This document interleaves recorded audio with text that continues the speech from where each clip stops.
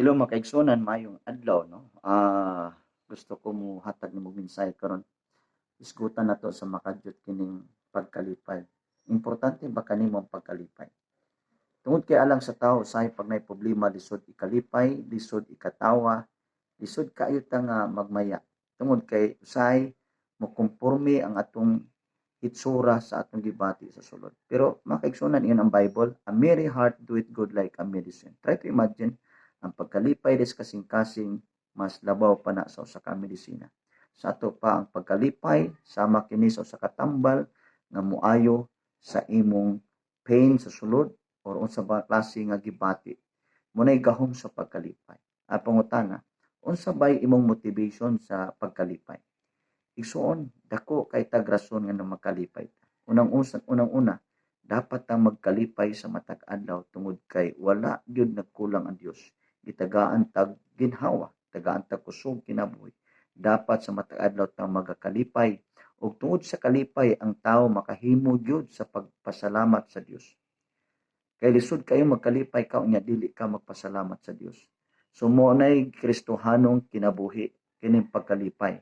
Mao nay tinuod nga kalipay. Nay kalipay sa kalibutan pero wala nagkat-on sa pagpasalamat sa Dios. Dili na tinuod nga kalipay. Kalipay lang na sa butang sa kalibutan.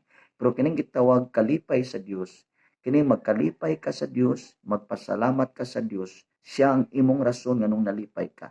Mo nay pagkalipay sa Dios. Sumatag adlaw nabati nimo nga wala nagkulang ang Dios. Gipakaon ka, gitagang kag maayong lawas, ug angayan siya mga atong tagaag pagpasalamat Dios kalipay. Ang tinuod nga kalipay kanang taong mapasalamaton.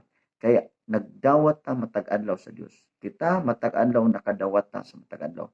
Angayan ta magpasalamat kay kada adlaw ta nagdawat sa mga butang nga iya sa Dios.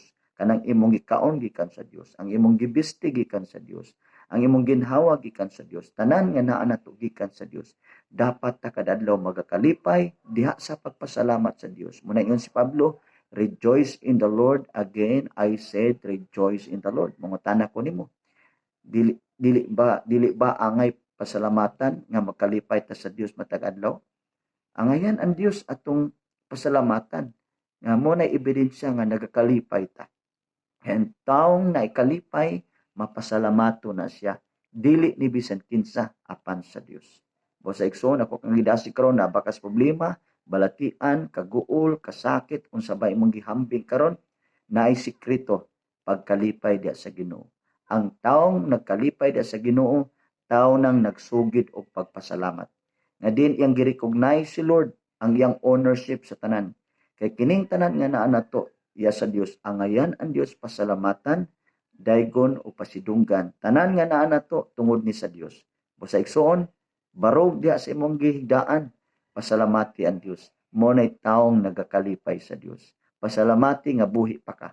Pasalamati ka nakakaong kag lami nga mga pagkaon. Pasalamati nga nakay property. Pasalamati nga nakay daghang kwarta. Pasalamati nga nakay pamilya. Pasalamati ang Dios nga nakay mga butang, nakay mga